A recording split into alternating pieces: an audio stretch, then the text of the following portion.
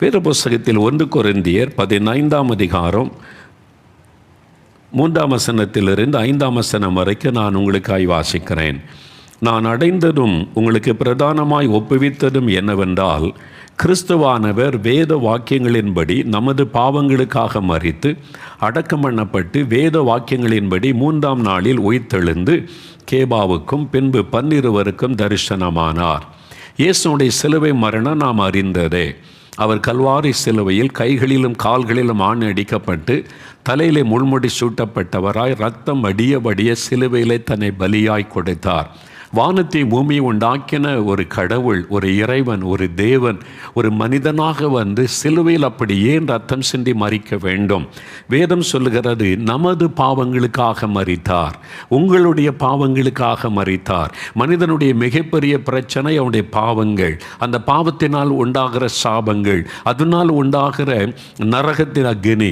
இந்த மாதிரி தீமையிலிருந்து மனிதனை விலக்கி மீட்டு எடுப்பதற்காக நமக்காக அவர் பாவத்திற்கு ஒரு பரிகாரியாக சிலுவையிலே, பாவத்திற்கும் சாபத்திற்கும் பரிகாரத்தை உண்டாக்குகிற பலியாக சிலுவையிலே தன்னை ஒப்பு கொடுத்தார். அதனால் தான் இயேசு கிறிஸ்துவின் ரத்தம் சகல பாவங்களை நீக்க நம்மை சுத்திகரிக்கும்.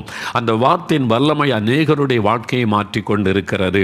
அப்போ நம்முடைய பாவங்களுக்காக, உங்களுடைய பாவங்களுக்காக சிலுவையிலே மரித்தார். அவர் கிறிஸ்தவர்களுக்காக மரிக்கவில்லை, முழு உலகத்திற்காக, உலகத்தில் இருக்கிற ஒவ்வொரு மனிதனுக்கும் மனுஷிக்காக, ஒவ்வொருவருக்கும் பாவ மன்னிப்பை கொடுத்து மகிழ பண்ணுவதற்காக, பாவத்திலிருந்து சாபத்திலிருந்து விடுதலை கொடுத்து ஆசீர்வதிப்பதற்காக சிலுவையிலே தன்னை மரிக்க ஒப்பு கொடுத்தார். தன் ரத்தத்தை சிந்தினார். அவர் மரித்த பிறகு அவரை அடக்கம் செய்தார்கள். நம்முடைய நாட்டை போல குழி தோண்டி மண்ணுக்குள்ளே புதைப்பது அல்ல. அந்த நாட்களில் இயேசுவின் காலத்தில் இஸ்ரவேல் தேசம் இன்றைக்கும் நீங்கள் பார்த்தீங்கன்னா மலைகளும் பள்ளத்தாக்கும் உள்ள தேசம். அதனால் இங்கு போனாலும் மலைப்பகுதிகளை பார்க்க முடியும். அதனால் இந்த மலைப்பகுதிகளிலே குகை மாதிரி குடைந்து அதிலே தான் கல்லறைகளை உருவாக்குவார்கள். ஒரு குடும்பத்திற்கு ஒரு கல்லறை வைத்திருப்பார்கள். அந்த குடும்பத்தில் ஒருவர் மரித்துவிட்டால் அவருடைய சரீரத்தில் தூபவர்க்கம் இது மாதிரி சில வாசனை திரவியங்களை வைத்து அவருடைய வெள்ளை துணியினால் அவருடைய சரீரத்தை சுற்றி அந்த சரீரத்தை கல்லறைக்குள்ளே வைத்து மூடி விடுவார்கள், கல்லை வைத்து. அது சில மாதங்கள் சில வருடங்கள் கழித்து அது அழிந்து அப்படியே எலும்பாக மாறி போய்விடும். அந்த பிறகு ஒரே குடும்பத்திற்கு ஒரு கல்லறை இருக்கும். ஆகவே மற்றவர்கள் மரிக்கும் போதும் அதில் அடக்கம் செய்வார்கள். இதுதான் அந்த நாட்களில் இருந்த வழக்கம். அதன்படி இயேசு கிறிஸ்துவும் அவருக்கென்று சொந்த கல்லறை கிடையாது.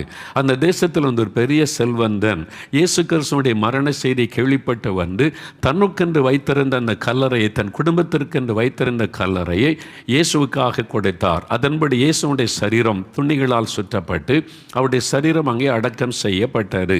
வசனம் சொல்லுகிறது, அவர் கிறிஸ்துவானவர் வேத வாக்கியங்களின்படி நமது பாவங்களுக்காக மரித்து அடக்கம் பண்ணப்பட்டு வேத வாக்கியங்களின்படி 3ஆவது நாள் உயிர்த்தெழுந்தார். அவர் மரிப்பதற்கு முன்பாகவே சொன்னார், நான் மரித்து அடக்கம் பண்ணப்பட்டு 3ஆவது நாள் உயிரோடு எழுந்திருப்பேன் என்பதாக சொன்னார். அவர் சொன்னபடி மரணத்தை ஜெயித்த உயிரோடு கூட எழுந்தார்.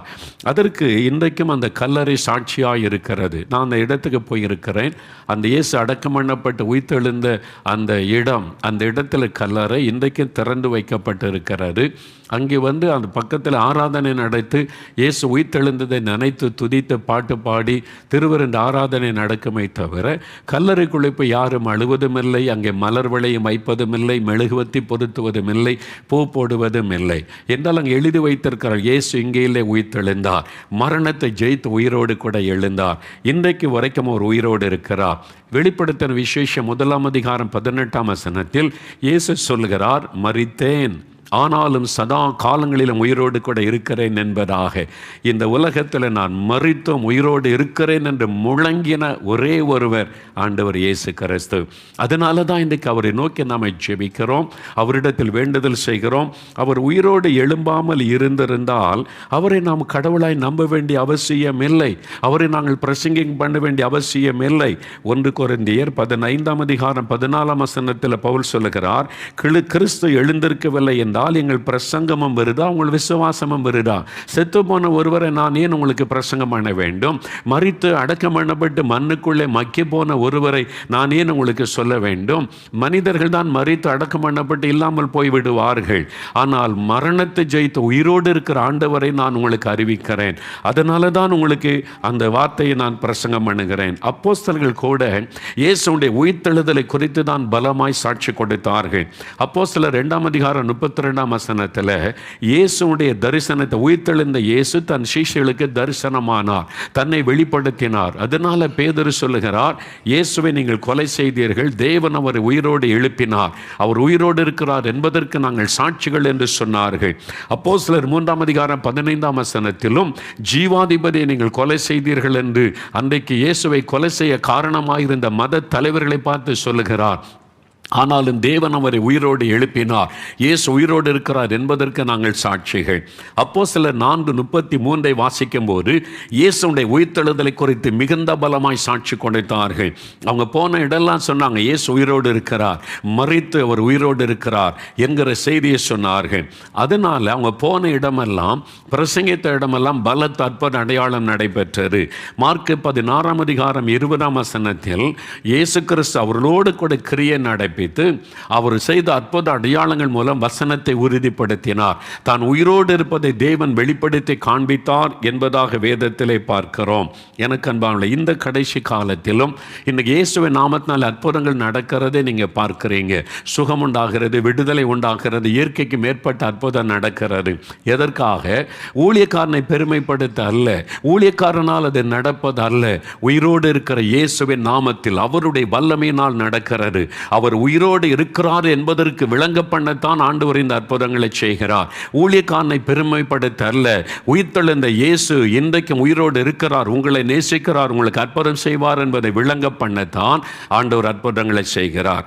இன்றைக்கு கூட இந்த உயிர்த்தெழுந்த இயேசு தன்னை வெளிப்படுத்தின ஒரு 3 சம்பவங்கள் யோவான் 20 அதிகாரத்தில் எழுதப்பட்டிருக்கிறது.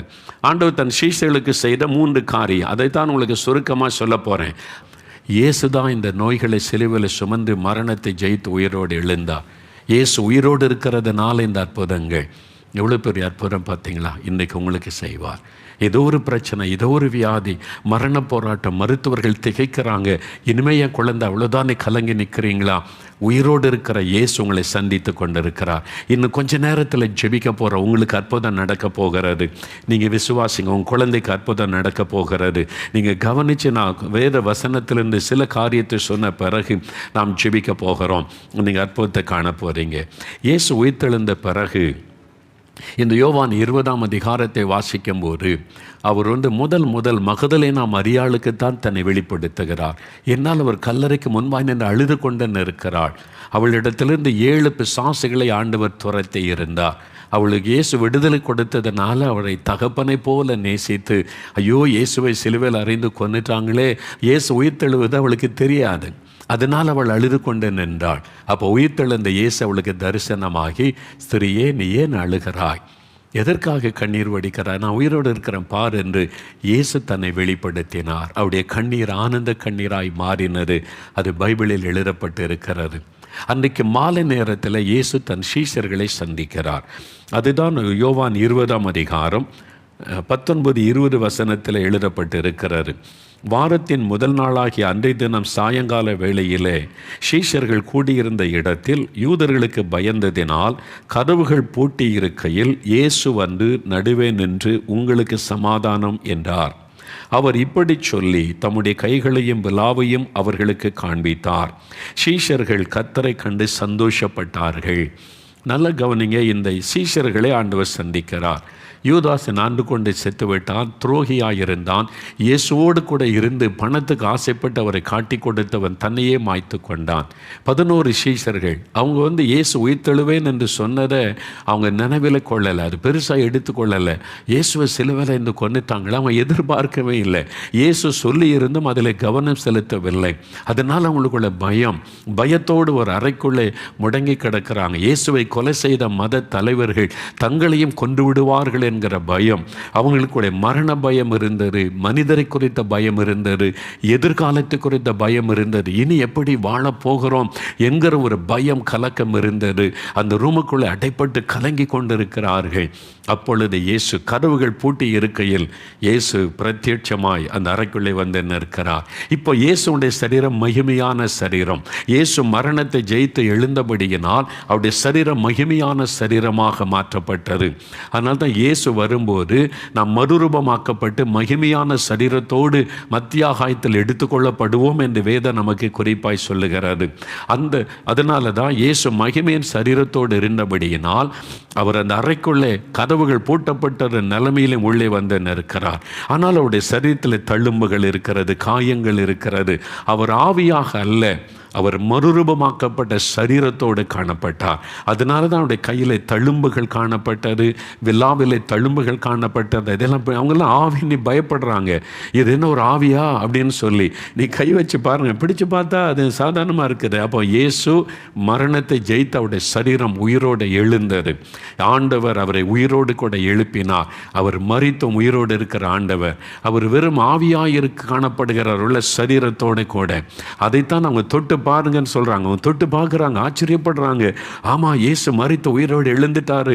ஐயோ, அவருடைய சரீரம் அப்படியே இருக்குது, ஐயோ எலும்பெல்லாம் தெரியுது, சதெல்லாம் தெரியுது. அவங்க ஆச்சரியப்படுகிறார்கள்.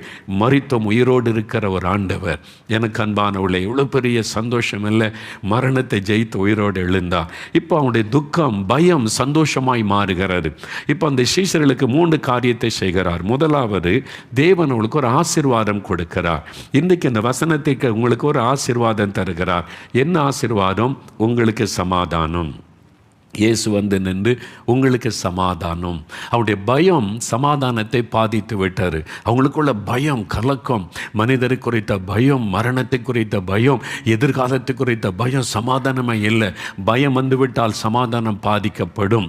ஒரு நிம்மதி இல்லை, பயத்தில் கலங்கி கொண்டிருந்தவர்களுக்கு இயேசு தரிசனமாகி அவருடைய பயத்தை மாற்றி அவருடைய உள்ளத்தில் ஒரு பெரிய சந்தோஷத்தை, நான் உயிரோடு இருக்கிறேன், என் பிள்ளைகளே நான் உயிரோடு இருக்கிறேன், ஏன் கலங்குறீங்க, பயப்படுறீங்க, நான் இருக்கிறேன்னு சொல்லி இயேசு தன்னை வெளிப்படுத்தி அவருடைய பயத்தை சந்தோஷமாய் மாற்றினார். எனக்கு அன்பானவர்கள், இயேசு எவ்வளோ அற்புதமானவர் தெரியுமா? இன்றைக்கு எங்களுடைய ஆராதனைக்கு ரெவரண்ட் இஸ்ரவேல்னு ஒரு ஐயா வந்திருந்தாங்க. அவங்க வந்து தூத்துக்குடியில் வட்டக்கோயில்ன்ற ஆலயத்தில் 3 வருஷத்துக்கு முன்னால் அங்கே போதகராக பணி செய்கிற போது நடந்த சம்பவத்தை சொன்னாங்க. தூத்துக்குடியில் கிறிஸ்துவை அறியாத, இயேசுவை தெரியாத, கிறிஸ்துவர் அல்லாத ஒரு குடும்பம். அதில் அந்த தகப்பன், அந்த சகோதரருக்கு ஒரு விபத்து ஏற்பட்டு கால் எலும்பு நொறுங்கி விட்டார். அப்படியே ஒரு வண்டி ஏறி கால் எலும்பு நொறுங்கி ஆஸ்பத்திரியில், கவர்மெண்ட் ஆஸ்பத்திரி, தூத்துக்குடி கவர்மெண்ட் ஆஸ்பத்திரியில் சேர்த்துருந்தாங்க. ஒரு மரண போராட்டம், காலை எடுக்கணும், இனிமேல் அவருடைய லைஃப் அவ்வளோதான்ங்கிற நிலைமை. அந்த சகோதரி அழுதுகிட்டே இருந்தாங்க. ஐயோ, என் கணவர் படுத்த படுக்க ஆயிட்டாரு, கால் நொறுங்கி போச்சு, இனிமேல் என்னுடைய எதிர்காலம் என்ன, என் கணவருக்கு என்ன ஆகுமோ, பிழைப்பாரோ பிழைக்க மாட்டாரோ, நடப்பாரோ நடக்க மாட்டாரோ, இனி நடக்க முடியாதுன்னு சொல்லிட்டாங்க, பிழைக்கிறதே கஷ்டம்னு சொல்லிட்டாங்க. அழுதுகிட்டே இருந்தாங்க. அப்போ பக்கத்தில் இருந்தவங்க சொன்னாங்க, ஏம்மா அழுகிற, என் கணவர் சாக கிடக்கிறாருங்க, என்ன பண்ணன்னு தெரியல. அப்போ அவங்க சொன்னாங்க, இந்த இடத்துல ஒரு சர்ச் இருக்குது, அதை வட்டக்கோயில்னு சொல்லுவாங்க. அங்கே செவ்வாய்க்கிழமை தோறும் வியாதியஸ்தருக்காக ஜெபம் பண்ணுவாங்க. நீங்கள் போனீங்கன்னா உங்கள் கணவருக்காக ஜெபம் செய்வாங்க. இயேசுகிட்ட பிரார்த்தனை பண்ணால் ஒரு அற்புதம் நடக்கும்னு சொல்லியிருக்காங்க. அப்படியா, நான் போகிறேன்னு சொல்லி அந்த சகோதரி தன் கணவர் ஆஸ்பத்திரியில் வச்சுட்டு இவங்க தேடி வந்தால் செவ்வாய்க்கிழமை தோறும் அந்த ஆலயத்தில் எண்ணெய் பூசி ஜெபம் பண்ணுவாங்க. பைபிள் இருக்குல்ல, நான் சொல்லி கொடுத்ததில் எண்ணெய் பூசி இயேசுவின் நாமத்தில் ஜெபிப்பார். இந்த சகோதரி வந்து முதல்ல கிறிஸ்துவ ஆலயத்துக்குள்ளே வர்றாங்க. ஓ, இயேசு கடவுள் ஜெபத்தை கேட்பாரான்னு உட்கார்ந்துருக்கிறாங்க. அவங்க வந்து அந்த போதகரை யார்கிட்ட சொல்கிறாங்க, ஆஸ்பத்திரியில், கவர்மெண்ட் ஆஸ்பத்திரியில் எங்கள் கணவரை வச்சுருக்கிறோம் ஐயா, ஆபத்தான ஒரு நிலைமையா, என்ன ஆகுமோன்னு தெரியல. அழுதார்கள். போதகரைய சொன்னாங்க, நாங்கள் வந்து உங்களுக்கு ஒரு ஜெபம் பண்ண எண்ணெய் தர்றேன், இயேசு உங்களுக்காக சிலுவையில் ரத்தம் சிந்தினார், அதை நினைவுபடுத்துவது தான். நீங்கள் இந்த எண்ணெய் உங்கள் கணவருடைய நெற்றியில் பூசி இயேசுவின் ரத்தம் ஜெயம் சொல்லுங்கள். வேறு உங்களுக்கு ஜெபிக்க தெரியாத, இயேசுவின் ரத்தம் ஜெயம், உங்கள் கணவருக்காக இயேசு சிலுவையில் ரத்தம் சிந்தினார், அதை சொல்லி ஜெபம் பண்ணுங்கன்னு சொன்ன. சரியான்னு கொண்டு போய் படுக்கையில், மரணப்படுக்கையில் இருந்த தன் கணவருக்கு அவங்க எண்ணெய் பூசி இயேசுவின் ரத்தம் ஜெயம் அவளை சொன்னாங்க. அவ்வளோதான். ராத்திரியில் அது ஜெனரலுக்கு அந்த வார்டு அங்கே இருக்க முடியாது, வீட்டுக்கு வந்துட்டாங்க. நடுராத்திரி நேரம் எல்லாம் அமைதியாக தூங்கி கொண்டு இருக்கிறாங்க. ரொம்ப அமைதியான சூழ்நிலை ஆஸ்பத்திரிக்குள்ளே. திடீரென்று அந்த ஐயா ஒரு காட்சியை பார்க்குறாங்க. ஒரு ஆள் நடந்து வருகிறார், பிரகாசமாக தெரிகிறார். ஒரு ஆள் நடந்து வருகிறார். இவங்க மனைவி வந்து சொன்னாங்க, இயேசுவை பற்றி சொல்லி, இப்படிலாம் நான் கேள்விப்பட்டேன், இயேசு நமக்காக ரத்தம் சிந்தினாரா, அவருடைய ரத்தத்தை நினைவு கூறும்படி இந்த எண்ணெய் பூசி ஜெபிக்கிறேன்னு ஜெபிச்சுட்டு போயிட்டாங்க. இப்போ இந்த அமைதியான சூழ்நிலையில் ஒருவர் ஆஸ்பத்திரிக்குள்ளே நடந்து வருகிறார். அவர் பார்த்தா இருவர் நல்ல பிரகாசமான ஒரு முகம், ஒரு நீண்ட அங்கே தரித்திருக்கிறார். வந்து பக்கத்தில் நிற்கிறார். கண்ணால் நேரில் ஓப்பன் ஐயில் பார்க்கிறார். பிரத்யட்சமாக இயேசு வந்து நின்று கையை பிடிச்சி, எலும்பி நட மகனே அப்படின்னு சொல்லி படுக்க விட்டு எலும்ப சொன்னார். கையை பிடிச்சி தூக்கினார். நடக்க ஆரம்பிச்சிட்டார். கொஞ்சம் தூரம் நடத்தி கொண்டு போனால் நடக்க முடியாத கால் உடைந்து நொறுங்கி இருந்த எலும்புகள் ஒன்று சேர்ந்து நடக்க ஆரம்பிச்சிட்டார். பெரிய அதோட கூட்டி கொண்டு போனார். இயேசு மறைந்து போய்விட்டார் பிரத்யட்சமாக. எவ்வளோ அற்புதம் பார்த்தீங்களா? அந்த குடும்பம் அடுத்த நாள் சுகமாகி வீட்டுக்கு வந்துட்ட. கணவன் மனைவியின் சர்ச்சுக்கு வந்தாங்க. ஐயா, இயேசுவே என் கணவருக்கு தரிசனமாகி சுகம் கொடுத்துட்டார். ஆஸ்பத்திரியில் வந்து படுத்து கிடந்த என் கணவரை எழும்பி நடன்னு சொல்லி உயிர்த்தெழுந்த இயேசு, உயிரோடு இருக்கிற இயேசு அற்புதமான சுகம் உடனே கொடுத்து அவங்க சர்ச்சுக்கு வந்தாங்க. இந்த இயேசுவை நாங்கள் எப்படி ஏற்றுக்கொள்ளணும், அந்த இயேசு எங்கள் வாழ்க்கையில் வர என்ன செய்யணும், இனி எப்படி நாங்கள் அவரை வந்து கும்பிடணும், எல்லாத்தையும் அறிந்து கொண்டு இன்றைக்கி குடும்பமாய் இயேசுவை ஆராதிக்கிறாங்க. எனக்கு அன்பானவர்களே, நான் அந்த ஐயாட்ட பேசுகிறேன். ஆச்சரியம், 3 வருஷத்துக்கு முன்னால் நடந்தது பிரதர். இன்றைக்கி அந்த குடும்பம் அவ்வளோ சந்தோஷமாக இருக்கிறாங்க. இயேசு சிலுவையிலே மரித்து உயிர்த்தெழுந்தது எதற்காக? நம்மை அடிமைப்படுத்தல, நமக்கு அற்புதம் செய்ய. நான் உன்னை நேசிக்கிறேன் மகனே, நான் உன்னை நேசிக்கிறேன் மகளே, நான் உயிரோடு இருக்கிறேன், நீ ஏன் பயப்படுகிறாய் என்ற ஆண்டவர் நம்மை ஆறுதல் படுத்தி நம்முடைய துக்கத்தை, பயத்தை மாற்றி நம்மை சந்தோஷத்தினால் நிரப்புவதற்கு. எதுக்கு பயந்து கொண்டு இருக்கிறீங்க? என்ன பயம் உங்களை வாட்டுகிறது? இயேசுவால் அதை மாற்ற முடியும். உங்களுக்கு அற்புதம் செய்ய முடியும். பயப்படாதுங்க. எங்கள் ஊர் பக்கத்தில் வீரபாண்டி பட்டணம்னு ஒரு இடம் இருக்கிறது. பெரிய கத்தோலிக்க ஆலயம் இருக்கிறது. கத்தோலிக்க திருச்சபை மக்கள் நல்லா அங்கே ஊழியம் செய்து நிறைய பேர் ஏழைகளை அவங்க வச்சு பராமரிக்கிற அமைப்புகள் இருக்கிறது. கைவிடப்பட்ட பெண்கள், ஏழை குழந்தைகள், அவங்களெல்லாம் வச்சு அவங்களுக்கு சேவை செய்து வருகிறார்கள். சேவை மையம். அதில் ஒரு தாய் தகப்பன் இல்லாத ஒரு பெண் குழந்தைய பல வருஷத்துக்கு முன்னால் கொண்டு வந்து யாரோ சேர்த்துருக்குறாங்க. தாய் தகப்பன் இல்லையா அப்படின்னா இவங்க வளர்த்து கொண்டு வந்தார்கள். 18 வயசு ஆகிவிட்டது அந்த மகளுக்கு. இப்போது மற்றவங்க படிக்கும்போது மற்றவங்களுடைய தாய் தகப்பன் எல்லாம் வந்து மற்ற பிள்ளைகளை பார்க்கறது, அதெல்லாம் பார்த்தோன்னே இவளுக்கு எனக்கு அப்பா அம்மா இல்லையே, நான் ஒரு அநாதை விடுதலை தானே இருக்கிறேன். அவங்க வந்து ரொம்ப அன்பாக கவனித்து அந்த கத்தோலிக்க அந்த ஐக்கியத்தில் அவங்கள காப்பாற்றி உணவு கொடுத்து உடை கொடுத்து நல்லா படிக்க வைக்கிறாங்க. ஆனால் அவளுக்குள்ள எனக்கு அப்பா அம்மா இல்லையே. அதனால வந்து கேட்டாள். அந்த ஃபாதர்கிட்ட வந்து ஒரு நாள் அழுதாள். ஏம்மா அழுகிறேன்னு கேட்டபோது, எனக்கு அப்பா அம்மா இல்லை, எங்கள் அப்பா அம்மா யார் எனக்கு சொல்லுங்கள், எங்கள் அப்பா அம்மா யார்? அவள் அழுதாள். எல்லாருக்கும் இருக்கிறாங்க அப்பா அம்மா. என் காலேஜில் படிக்கிறவங்கள அப்பா அம்மா பார்க்க வர்றாங்க. எனக்கு அப்பா அம்மா இல்லையே, எனக்கு அப்பா அம்மா யார் எனக்கு சொல்லுங்கள், யார் என்னை கொண்டு வந்து இங்கே விட்டது, எங்கள் அப்பா அம்மா எங்கே, யார்? அந்த ஃபாதர் சொன்னாங்க, அந்த மகளுடைய கண்ணீரை பார்த்துட்டு, ஆண்டவர்கிட்ட போய் கேள், இயேசுகிட்ட போய் கேள், ஆலயத்துக்குள்ளே போய் அவர்கிட்ட போய் முழங்கால் போட்டு கேள். அந்த மகள் போனாள். ராத்திரியில் தெய்வ சமூகத்தில் போய் ஆலயத்தில் முழங்கால் போட்டு அழுதாள். எங்கள் அப்பா அம்மா யார் எனக்கு தெரியணும், நான் ஒரு அநாதையை போல் இருக்கிறேன், எங்கள் அப்பா அம்மா யார் ஆண்டவரே? அழுதாள். கண்ணீர் வடித்து கொண்டே இருந்தாள். முழங்கால நின்று அழுது கொண்டே இருந்தாள். சில மணி நேரம் அழுது அழுது அழுது ஜெபித்து கொண்டிருந்தாள். அந்த இரவு நேரத்தில் அவள் கண்ணீர் வடித்து கொண்டிருக்கும்போது இயேசு அவள் அருகிலே வந்தார். பிரத்யட்சமாய் நேரடியாக இயேசு வந்து நின்று, மகளை ஏன் அழுகிற? எங்கள் அப்பா அம்மா யார் ஆண்டவரே? எங்கள் அப்பா அம்மா உன்னை பார்க்கணும். இயேசு சொன்னார், நான் தான் உனக்கு தாயும் தகப்பனும். I am your father and mother my daughter. நான் தான் உனக்கு தாயும் தகப்பனும். நேரடியாக வந்து இயேசு அவளோடு பேசினார். அவருடைய உள்ளத்தில் இருந்த காயங்கள் மாறினது, கண்ணீர் மாறினது. பெரிய சந்தோஷம். இயேசுவே, நீங்கள் தான் எனக்கு தாயும் தகப்பனும். இயேசு பேசினார். ஒரு பெரிய ஆறுதல். மகதலேனா மரியாள் கண்ணீர் வடித்த போது இயேசு வந்து நின்று, மரியாளே பேர் சொல்லி கூப்பிட்டார். அவருடைய காயம் மாறினது. கண்ணீர் ஆனந்த கண்ணீராய் மாறினர். இன்றைக்கு நீ அழுது கொண்டிருக்கலாம். எனக்கு தாயும் இல்லை, தகப்பனும் இல்லை, எங்கள் அப்பா இல்லை, எனக்கு அம்மா இல்லை, அனாதையாக இருக்கிறேன். இயேசு சொல்லுகிறார், உனக்கு நான் இருக்கிறேன் மகனே, உனக்கு நான் இருக்கிறேன் மகளே, தாயின் தகப்பனுமாய் இருக்கிறேன். ஆண்டவர் சமாதானத்தை தருகிறவர், பயத்தை மாற்றுகிறவர், கண்ணீரை துடைக்கிறார். அதுக்கு தான் அவர் உயிர்த்தெழுந்தார். உயிர்த்தெழுந்த ஆண்டவர் சீஷருடைய பயத்தை மாற்றி உங்களுக்கு நான் இருக்கிறேன்.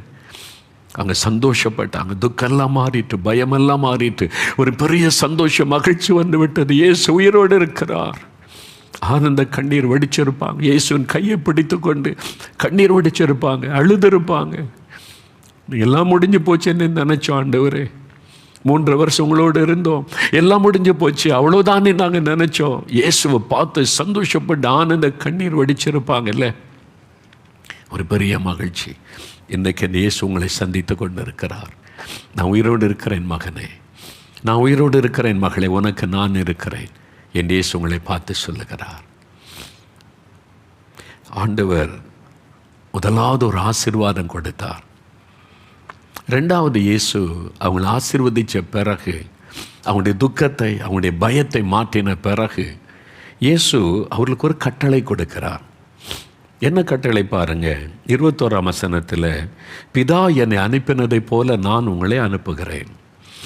இந்த பாவம் சாபம் நிறைந்து சமாதானம் இல்லாத உலக மக்களுக்கு ஒரு நற்செய்தியை அறிவிக்க பிதா என்னை பரலோகத்திலிருந்து அனுப்பினாரே, அதே மாதிரி உங்களை நான் அனுப்புகிறேன். நீங்கள் போகணும், நீங்கள் சொல்லணும், நீங்கள் பெற்றுக்கொண்ட இந்த சந்தோஷத்தை மற்றவங்களுக்கு சொல்லணும், நீங்கள் பெற்றுக்கொண்ட இந்த ஆறுதலை மற்றவங்களுக்கு சொல்லணும். ஒரு கட்டளை கொடுக்கிறார்.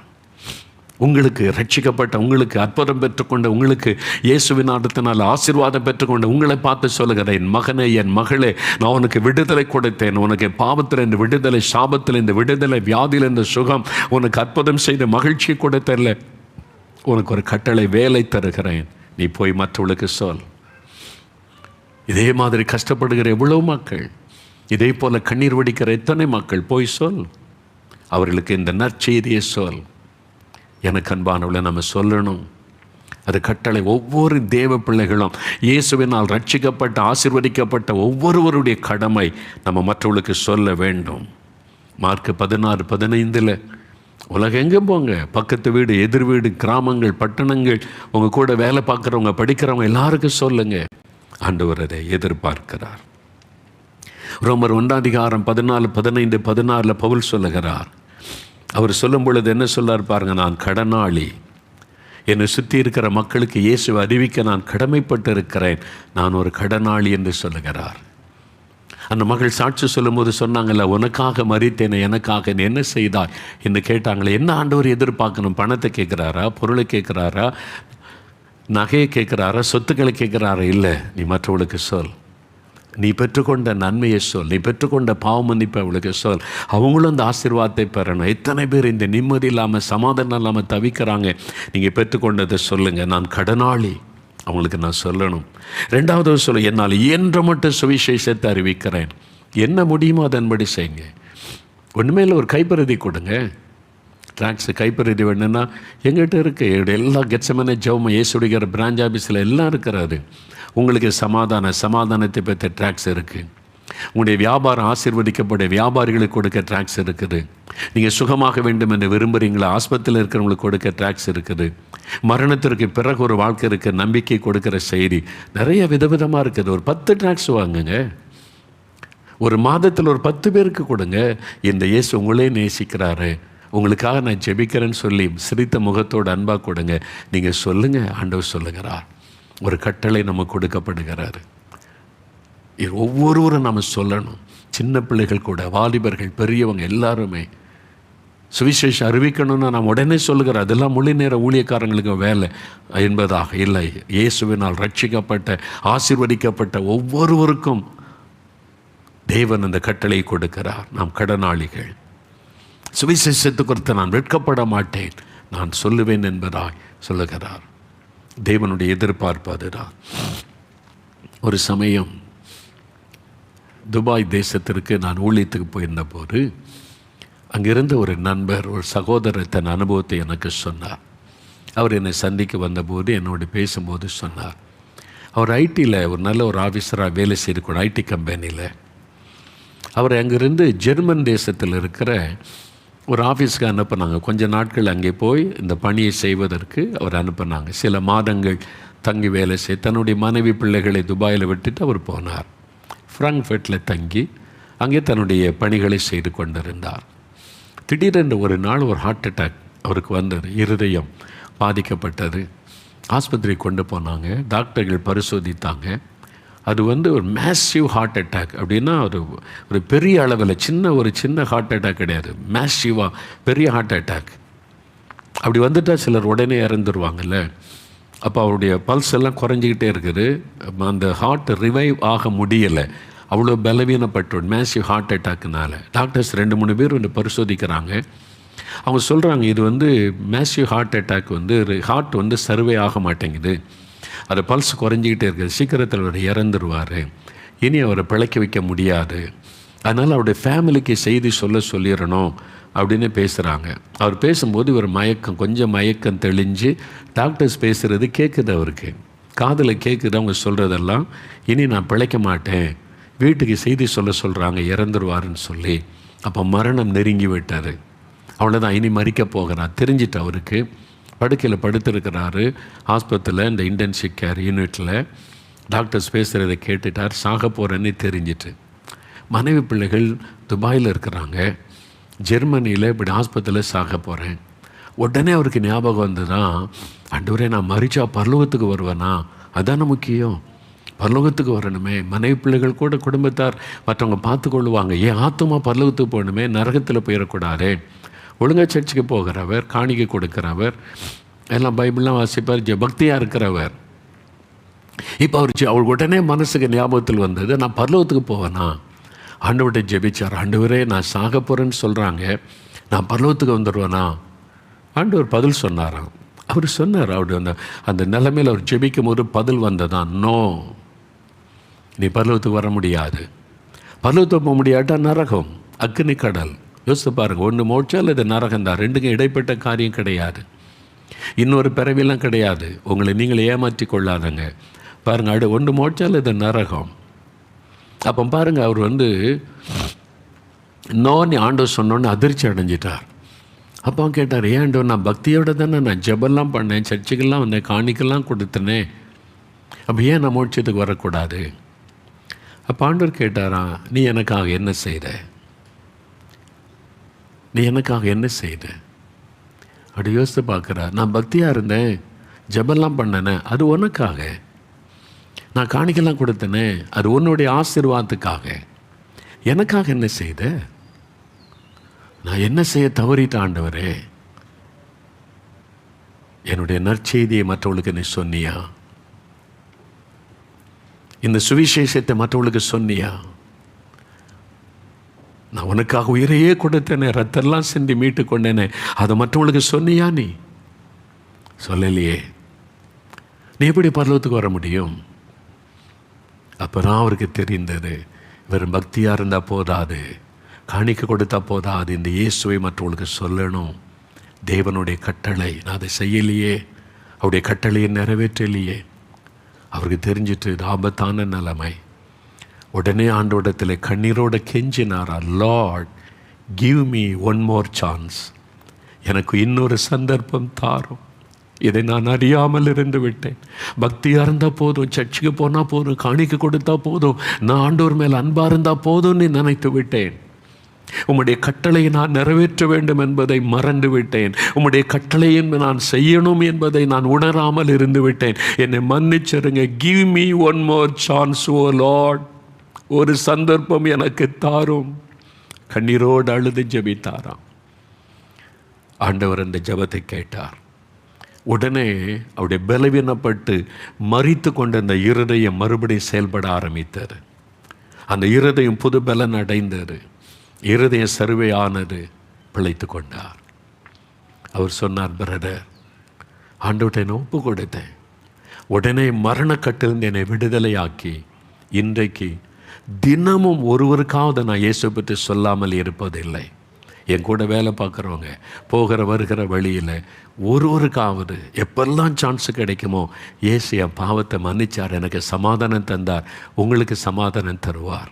இயேசு சிலுவையில் உங்களுக்காகவும் மரித்தார், உங்களுக்காக ரத்தம் சிந்தினார், உங்களை நேசிக்கிறார். அந்த செய்தியை நான் தினந்தோறும் சொல்லுகிறேன். எனக்கு அன்பானவர்களே, நம்ம தானே பாடுகிற ஆத்மா ஒன்றும் ரட்சிக்காமல் வெட்கத்தோടെ ஆண்டவா வெறுங்கையோடுமை கண்டு கொள்ளலாகுமோ? யோசித்து பாருங்க. இந்த நாளில் ஒரு தீர்மானம் விடுங்க. உயிர்த்தெழுந்த ஆண்டவர் சொல்லுகிறார், போய் சுவிசேஷத்தை அறிவிங்க, இந்த நற்செய்தியை சொல்லுங்க. எத்தனை பேர் அதை அறியாமல் இருக்கிறாங்க. அன்றைக்கி தூத்துக்குடி ஆஸ்பத்திரியில் அழுது கொண்டிருந்த சகோதரிகிட்ட ஒருவர் நற்செய்தி சொன்னாங்க, இந்த சர்ச்சுக்கு போங்க, உங்களுக்காக பிரார்த்தனை பண்ணுவாங்க, இயேசு அற்புதம் செய்வார். அந்த நற்செய்தியை சொல்லாமல் இருந்திருந்தா அவர் மரிச்சு போயிருப்பாரே, அந்த குடும்பமே கண்ணீரில் மூழ்கி இருக்குமே. யோசித்து பாருங்க. நீங்கள் சொல்லாததுனால எத்தனை பேர் கண்ணீரில் வாழ்கிறாங்க. நீங்கள் சொல்லாததுனால எத்தனை பேர் தவறான முடிவு எடுக்கிறாங்க. நீங்கள் சொல்லாததுனால எத்தனை பேர் நிம்மதி இல்லாமல் சமாதானம் இல்லாமல் பாவத்தில் அழிந்து கொண்டிருக்கிறாங்க. உங்களுக்கு தான் அந்த நற்செய்தி தெரியும். இப்படி ஒரு நல்ல ஆண்டவர் இருக்கிறார், உங்களை மன்னிக்க ஆயத்தம், விடுதலை கொடுக்க ஆயத்தம், உங்களை பரிசுத்தப்படுத்த ஆயத்தம், சுகமாக்க ஆயத்தமாக இருக்கிற வல்லமை உள்ள உயிரோடு இருக்கிற ஆண்டவர் இருக்கிறார் என்று உங்களுக்கு தானே தெரியும். நீங்கள் அதை சொல்கிறீங்களா? இன்றைக்கி ஒப்பு கொடுக்குறீங்களா? நான் சொல்கிறேன், ஆண்டவரே இனிமேல் நான் சொல்லுவேன். நீங்கள் பயமாக இருக்குதுன்னா ஒரு ட்ராக்ஸ் கொடுங்க, ஒரு கைப்பறதி. இப்போ நிறைய நம்பி கொடுக்க தேவையில்லை, ஒரு 10 பையில் வச்சுக்கொள்ளுங்க. நீங்கள் சந்திக்கும் போது அவன்கிட்ட பேசி இதை வாசிங்க, உங்களுக்கு ஆசீர்வாதமாக இருக்கும். ஜெபம் பண்ணுங்க, ஆண்டவர் பேசுவார். ஒரு ஐயா அவருக்கு கைப்பறுதி கொடுக்கறதா அவருடைய ஊழியம். டெய்லி காலையில் எழும்பி ட்ராக்ஸ் எடுத்துக்கொண்டு ஜெபம் பண்ணிவிட்டு ட்ராக்ஸ் கொடுத்துட்டு வருவார். அதான் அவருக்கு ஊழியம். ரொம்ப சந்தோஷம். ஒரு நாள் ஸ்கூல் முடிந்து அவருடைய மகன் வந்தான். தகப்பனார் வீட்டிலே படுத்திருந்தார். அப்பா சாயங்காலம்லாம் ஊழியம் செய்ய போவாங்க, ட்ராக்ஸ் எல்லாம் கொடுப்பாங்க. அப்போ அப்பா நீங்கள் போலியாப்பா ஊழியத்துக்குன்னு கேட்டான். அவர் சொன்னார், அப்பா கொஞ்சம் உடம்புக்கு நல்லா இல்லைப்பா, என்னால் நடக்கக்கூட முடியல, நான் கொஞ்சம் பலவீனம் ஆகிட்டேன், அதனால் இன்றைக்கி ரெஸ்ட் எடுக்கிறேன், அதனால் நான் ஊழியத்துக்கு போக முடியல. ஸ்கூலில் படிச்சுக்கிட்டு இருந்த சின்ன தம்பி சொன்னப்பா, உங்களுக்கு பதிலாக இன்றைக்கி நான் ஊழியம் செய்யட்டுமா, நான் போய் இந்த ட்ராக்ஸ் எல்லாம் கொடுத்துட்டு வரட்டுமான்னு கேட்டான். தாப்பனாருக்கு சந்தோஷம். தம்பி நீ கொடுப்பியா? நான் கொண்டு போகிறப்பா, உங்களுக்கு பதிலாக நான் இன்றைக்கி ஊழியம் செய்கிறேன்ப்பா. சரி என்று அந்த ட்ராக்ஸை ஜெபம் பண்ணி கையில் கொடுத்தார். அந்த பையன் அதை வாங்கி கொண்டு போய் ஒவ்வொரு வீட்டாக சிரித்த முகத்தோட, இயேசு உங்களை நேசிக்கிறார், இயேசு உங்களை நேசிக்கிறார், இந்த ட்ராக்ஸை வாசிங்கன்னு இந்த சின்ன தம்பி கொடுத்த உடனே எல்லோரும் வாங்கி கொண்டாங்க. இந்த சின்ன பையன் சிரித்த முகத்தோடு நமக்கு ஒரு செய்தி சொல்கிறானேன்னு வாங்கி கொண்டார்கள். ஒரு வீட்டுக்கு போனால் கதவு தட்டினா யாருமே திறக்கலை. கொஞ்ச நேரம் வெயிட் பண்ணால் மறுபடியும் கதவு தட்டினா யாருமே திறக்கலை. என்ன இந்த வீட்டில் யாருமே வரலையே? ஜன்னல் இருந்தது, அதை பார்த்தான். ஜன்னல் வழியாக ஒரு ட்ராக்ஸ் எடுத்து உள்ளே வேறிந்தான். அந்த உள்ளே போட்டுட்டு போய்விட்டான். அடுத்த நாள் ஒரு நண்பர் அந்த கைப்பறுதி எடுத்துக்கொண்டு இருந்த வீட்டுக்கு வந்தார். படுக்கையில் இருந்த அந்த ஊழியக்காரர் சுகம் பெற்று கொஞ்சம் எழும்பிட்டார். அடுத்த நாள் காலையில் அந்த ட்ராக்ஸில் அந்த அட்ரஸ் இருந்தது. எடுத்துக்கொண்டு ஐயா இந்த இந்த இந்த இந்த துண்டு பிரதி இது உங்கள் அட்ரஸ் தான் இருக்குது, நீங்கள் தான் கொண்டு போட்டிங்களா அப்படின்னு கேட்டேன். அம்மா நேற்றுக்கு என் மகன் தான் கொண்டு வந்தான், உங்கள் கையில் கொடுத்தானா? இல்லை, எங்கள் வீட்டுக்குள்ளே ஜன்னலில் போட்டான். இதை தப்பு பண்ணிட்டானா ஐயா, மன்னிச்சுக்கிடுங்க, இதை உங்கள் கையில் கொடுக்கலையா, வீட்டுக்குள்ளே போட்டானா அப்படி கேட்டேன்னு. அப்போ சொன்னார், இந்த கைப்பிரதி நீங்கள் போட்ட துண்டு பிரதினால் தான் நான் உயிரோடு இருக்கிறேன். என்ன சொல்கிறீங்க? அவர் சொன்னார், நான் சமாதானம் இல்லாமல், எதிர்காலத்துக்கு நம்பிக்கை இல்லாமல், என் குடும்பத்தில் பாதிப்பு, என் வேலையில் பாதிப்பு, எல்லா பக்கத்தில் நெருக்கம், எனக்கு ஆறுதல் யார் இல்லை, என்னை புரிந்து கொள்ள யார் இல்லை, அதனால் நான் தனித்து விடப்பட்டவன், நான் இனி வாழக்கூடாது, செத்துறணும்னு சொல்லி தற்கொலை செய்ய முடிவெடுத்து எங்கள் வீட்டில் யாருமில்லாத நேரம் நான் ஃபேனில் கயிற்றை மாட்டி ஒரு ஸ்டூலில் எளிமையான அந்த கழுத்தில் அந்த கயிற்றை மாட்டினேன். கதவு தட்டுற சத்தம் கேட்டுச்சு.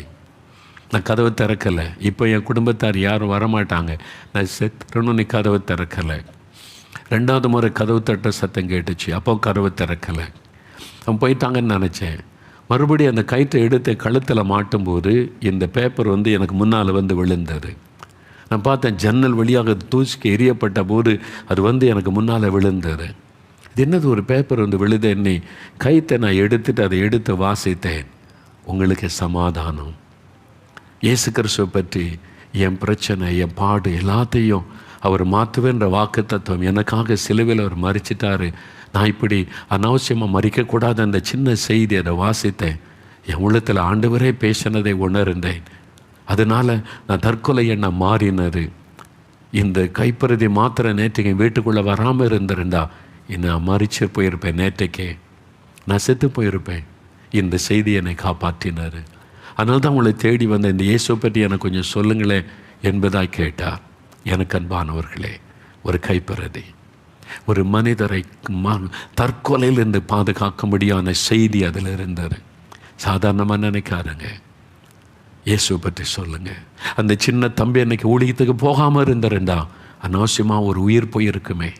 இன்றைக்கி கிறிஸ்தவர்கள் சுயநலமாக வாழ்ந்து நம்ம இயேசுவை பற்றி சொல்லாமல் இருக்கிறதுனால நிறைய பேர் செத்து கொண்டு இருக்கிறாங்க, நரகத்துக்கு போய் கொண்டு இருக்கிறாங்க. இந்த மெய்யான இரட்சகரை அறியாமல் பாவத்திலும் சாபத்திலும் மதுபானத்திலும் பலவிதமான பாவ பழக்கத்திலும் அடிமையாகி அழிந்து கொண்டு இருக்கிறாங்க. தெரியுமா? இந்த செய்தியை நீங்களும் நானும் சொல்லாவிட்டால் நாம் பாவம் செய்து கொண்டு இருக்கிறோம். ஆண்டவருடைய முக்கியமான கட்டளை போய் சொல்லுங்கள். உயிர்த்தெழுந்த ஆண்டவர் சொல்லுகிறார், என் மகனே, என் மகளே, நீ எத்தனை பேருக்கு என்னை பற்றி சொன்னேன்? நீ சொல், உனக்காக நான் மரித்தேனே, எனக்காக என்ன செய்தாய்? கடைசியா ஆண்டவர் ஒரு வல்லமை கொடுக்கிறார். முதலாவது ஒரு ஆசீர்வாதத்தை கொடுத்தார், உங்களுக்கு சமாதானம். ரெண்டாவது ஒரு கட்டளை கொடுக்கிறார், நீங்கள் போய் சொல்லுங்க. மூன்றாவது ஆண்டவர் ஒரு வல்லமை கொடுக்கிறார், சொல்ல உங்களுக்கு பலன் வேணும். இந்த உலகத்தில் நீங்கள் வாழ்வதற்கு, பரிசுத்தமாய் வாழ, மகிழ்ச்சியாய் வாழ உங்களுக்கு ஒரு பலன் வேண்டும். இது பொல்லாங்கு நிறைந்த உலகம், பாவம் நிறைந்த உலகம், மந்திரவாதங்களை பில்லி சூனியங்களை நிறைந்த உலகம், விசுவாசனுடைய தந்திரங்களை கிரியைகளை நிறைந்த உலகம், பொல்லாத இருதயம் கொண்ட மக்கள் நிறைந்த உலகம். நீங்கள் வேலை செய்கிற இடத்துல, படிக்கிற இடத்துல, வசிக்கிற இடத்துல, பிஸ்னஸ் செய்கிற இடத்துல உங்களுக்கு தீமை செய்யக்கூடிய பொறாமை நிறைந்த மக்கள் நிறைந்த ஒரு உலகம். இது கடைசி காலம், பொல்லாத காலம், எங்கும் பலவிதமான தீமைகள் நெருக்கி கொண்டிருக்கிற காலம், கடைசி கால ஆபத்துகள் சூழ்ந்து வருகிற காலம். கொள்ள நோய் ஒரு பக்கம், இந்த பலவிதமான மரணங்கள் ஒரு பக்கம், பலவிதமான ஆபத்துகள் ஒரு பக்கம், பலவிதமான தீமைகள் ஒரு பக்கம். இப்படி எல்லா பக்கத்தில் நெருக்கப்பட்டு இந்த உலகத்தில் வாழ முடியுமா? இந்த கலங்குகிற சூழ்நிலை, இந்த கடைசி காலத்தில் இந்த பாடுகள், உபத்திரவம், நெருக்கங்கள் நிறைந்த கொடிய காலத்தில் வாழ்வதற்கு ஒரு பலன் வேண்டும், ஒரு வல்லமை வேண்டும். அந்த வல்லமையை ஆண்டவர் சொல்லுகிறார், வாக்கு கொடுக்கிற 22ஆம் வசனத்தில், பரிசுத்த ஆவியை பெற்றுக்கொள்ளுங்கள். Receive the holy ghost. இந்த பரிசுத்த ஆவியானவர் யார்? 2 கொரிந்தியர் 3:17 சொல்லுகிறது, கர்த்தரே ஆவியானவர், அவர் தான் பரிசுத்த ஆவியானவராய் நமக்குள் வருகிறார். இயேசு வாக்கு பண்ணினார் யோவான் 14:16, நான் மரித்து உயிர்த்தெழுந்த பரலோகத்திற்கு போக வேண்டும், நான் போனால் தான் தேற்றரவாளனாகிய பரிசுத்த ஆவியானவரை அனுப்ப முடியும். அவர் வர வேண்டியது அவசியம். திருத்துவத்தில் 3வது நபர், அவர் ஒன்றில் மூன்றுமாய் செயல்படுகிற தேவன், பிதாவாகிய தேவன், குமாரனாகிய இயேசு, பரிசுத்த ஆவியானவராகிய ஆண்டவர் என்று. அதில் பரிசுத்த ஆவியானவர் வர வேண்டும். அவர் உங்களுக்குள் வந்து வாசம் பண்ணும் பொழுது அவர் என்ன செய்வாராம்? அப்போஸ்தலர் 1:8 வாசிக்கிறோம், பரிசுத்த ஆவி வரும்பொழுது நீங்கள் வல்லமை பெற்றுக்கொள்வீர்கள். You shall receive power when the Holy Spirit will come upon you. ஆவியானவர் உங்கள் மேலே வரும்பொழுது நீங்கள் பலன் அடைவீர்கள். அதாவது வல்லமையை பெற்றுக்கொள்வீர்கள். என்ன வல்லமை? பாவத்தை மேற்கொள்ளக்கூடிய வல்லமை, சோதனைகளை மேற்கொள்ளக்கூடிய வல்லமை, பிரச்சனைகளை மேற்கொள்ளக்கூடிய வல்லமை, போராட்டங்களை மேற்கொள்ளக்கூடிய வல்லமை, பொல்லாத மனிதர்களால் வரக்கூடிய நெருக்கங்களை மேற்கொள்ளக்கூடிய வல்லமை, பிசாசின் வல்லமையை மேற்கொள்ளக்கூடிய வல்லமை, மந்திரவாதங்கள், சாத்தானுடைய கிரியைகளை மேற்கொள்ளக்கூடிய வல்லமை, எல்லாவற்றையும் ஜெயிக்கக்கூடிய ஒரு வல்லமை, பரிசுத்த ஆவியானுடைய வல்லமை. அந்த வல்லமையை நீங்கள் பெற்றுக்கொள்வீர்கள். அந்த வல்லமை வந்துட்டா பயம் போய்விடும்.